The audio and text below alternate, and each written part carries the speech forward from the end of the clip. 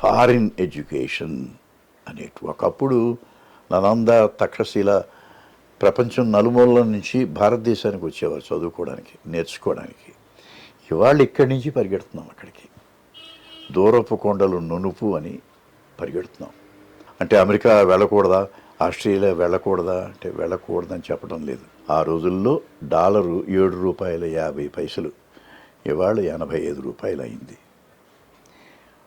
₹85 అయితే అమెరికాలో అది ₹1 కిందే లెక్క. మనకిక్కడ ₹85కి మంచి మెస్సులో భోజనం దొరుకుతుంది. అక్కడ $1కి కనీసం ఒక కూల్ డ్రింక్ కూడా దొరకదు. $1కి అక్కడ $5,000 నెల జీతం అనుకోండి.